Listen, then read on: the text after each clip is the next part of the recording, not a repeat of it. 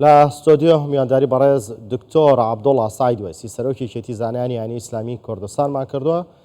پێکەوە گفتوگۆکەین سەبارەت بە گرنگی قۆڕخنەکردنی بازار و هەروە لەلایەن بازرگانان و ڕەچاوکردنی دۆخی هاوڵاتیان. دکتۆر بەخێر بێ. زۆر سوپاس. دکتۆر بەخێر بێ. ڕەمەزانت پیرۆز بیتن. پیرۆزە لێوەش. سپاس. دکتۆر لە ڕوانگەی ئاینی ئیسلامەوە چۆن باسی قۆڕەخکاری کراوە؟ بەناوی خوای گەورە و میهرەبان پیرۆزبایەکی گەرم لە سەردە موسڵمانانی کوردستان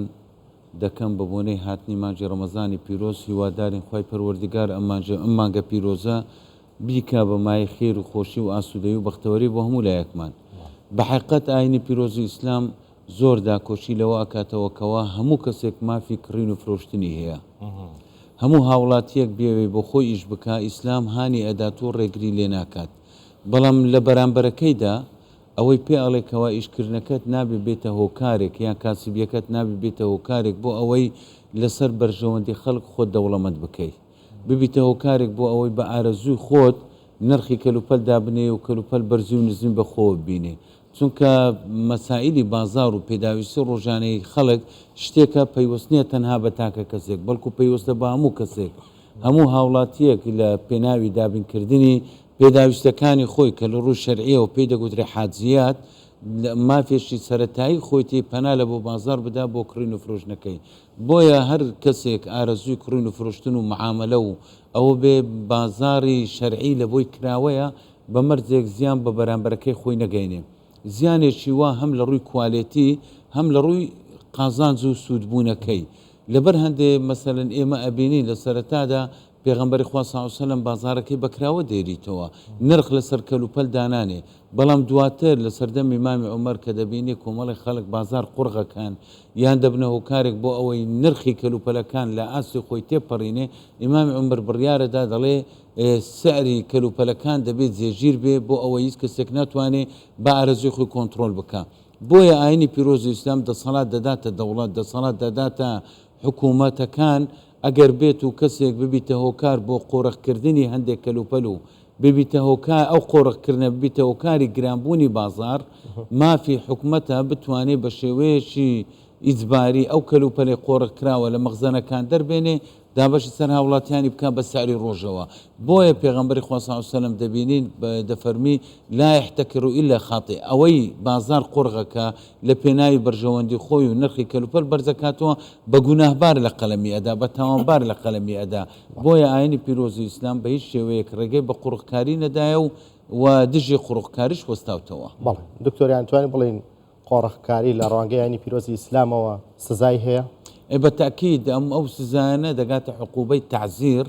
کە لە شریعەتی ئیسلامە چونکە ئێمە دوو عقوبەمان هەیە عقوبەیەکی حەدیمان هەیە دەستنیشان کراوە عقوبەیەکی تریشیان تعزیر یعنی تەنبێکردن بە کوردەواری خۆمان ئەم تعزیرە بە پێی دەسەڵاتی قازیە بە پێی دەسەڵاتی حاکمە حاکم بە پێی کەسەکە و بە پێی ئەو قوڕخکاریە کە کردیتی کەسمان هەیە قوڕخکاری کەمەکات هەشە زۆری ئەکات لەوانەیە هەیە کەم کاریگەری لەسەر بازار بێ هەیە زۆر کاریگەر وهروە بە پێی زروفەکە ئێستا مەسەنە قۆڕخکاری لە بارودۆخی کۆڕۆنا شتێکی زۆر زەحمەت بوو چونکەلۆ حرەکەی تیجاری لە بینی وڵاتان وەستا بوو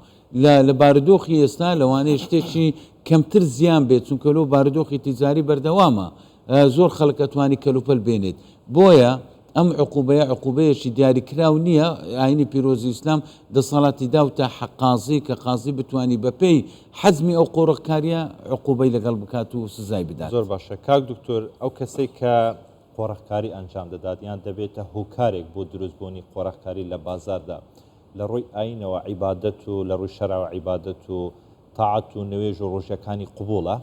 بەتاکید ئەو دوو بابەتانە دووشتی لێک زیانە پێکەوە نەبەستراینەوە لە قۆڕخکاریەکەی گوناحی ئەگاتێ لە عیبادەتەکەش خی گەورە عیبادەتەکەی وەرەگرێ یعنی ناکرێ ئێمە هەموو شتێک ببەستینەوە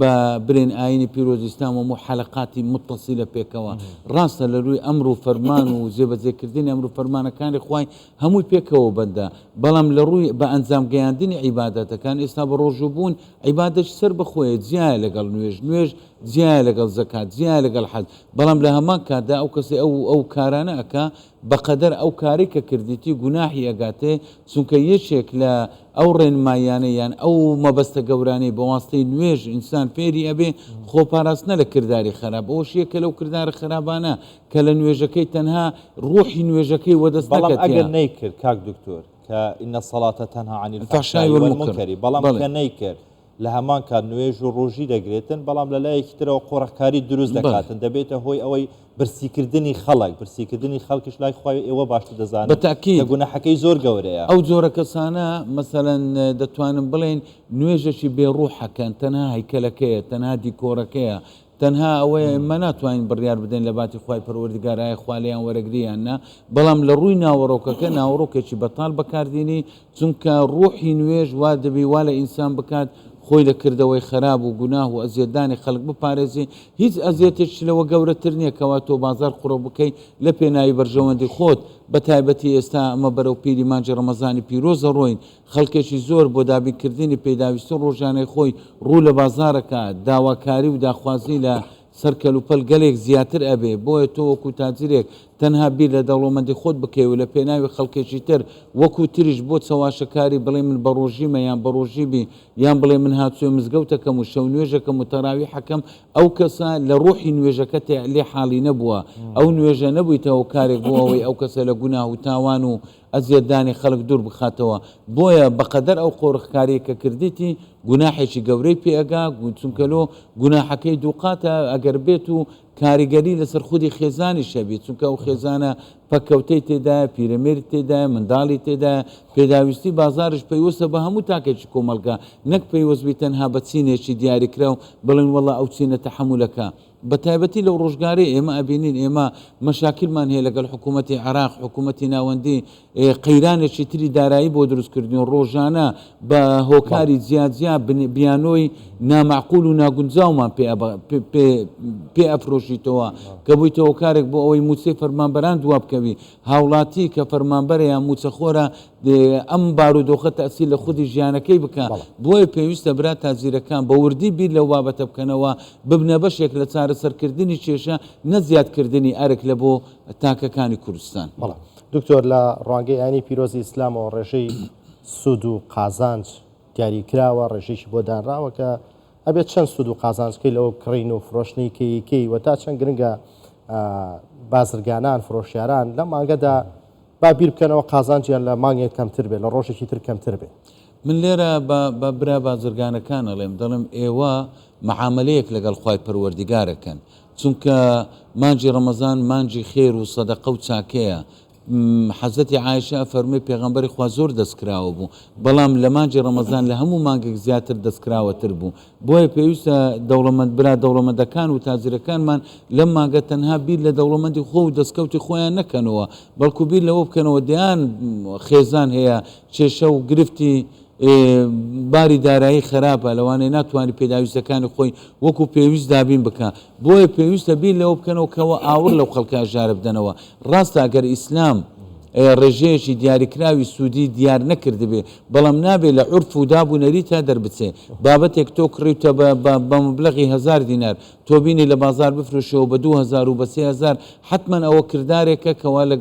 لەگەڵ عورفی کۆمەڵایەتی لەگەڵ عورفی اقتصادیش ناگونجێ لە هەموو وڵاتانی دنیاش ئەو بابەتە هەیە شتێک هەیە پێی دەگوترێ عورفی اقتصادی پێویستە برا تاجیرەکان لە عورفی اقتصادی ڕەت نەکەن لە کڕین و معاملە ئەوەشیان پابەتبوونە بە شریعەتی پیرۆزی ئیسلام بەڵام لە هەمان کاتیشدا دەستکراوەی و ئاور لێدانەوە لە خەڵکی هێژار و فەقیر و کەم دەرامەت لە مانجی ڕەمەزانی پیرۆز پاداشتێکی دووقات و سێقاتی هەیە چونکە یەکێک لە ناوەکانی مانجی ڕەمەزانی پیرۆز شار الخێری وەلبەرەکەیە شاری مانجی ئاوەدانکردنەوەی ماڵەکانە مانجی خێر و چاکەیە دەست خۆش بێ سوپاس کاتەکەمان کوتایەتێ بە کورتی ئەگەر وەڵام بدەیتەوە ئەو کەسێک کە یان ئەو بازرگانانەی کە بازار قۆڕق دەکەن پارەیەکیان بەدەست دەکەوێتن زیاتر لە نرخەکەی خۆی ئەم پارەیە لە ڕووی ئاینیەوە حرامە ئەم پارەیە کە هەر پارەیەک نەک ئەم پارەیە هەر پارەیەک ببیتە هۆکاری زیانگەیاندن بە خەڵکی تر لەسەر بەرژەوەندی خەڵکی تربی بە حرام لە قەڵەمە دەرێت سپاس دکتۆر مەلا عبدوڵڵا سعید توەیسی سەرۆکی یەکێتیە زانایان وڵای ئیسلامی کوردستانی گەلێکی سپاس بۆ ئامادەبوونەوە بەخێراتن دکتۆر سپاس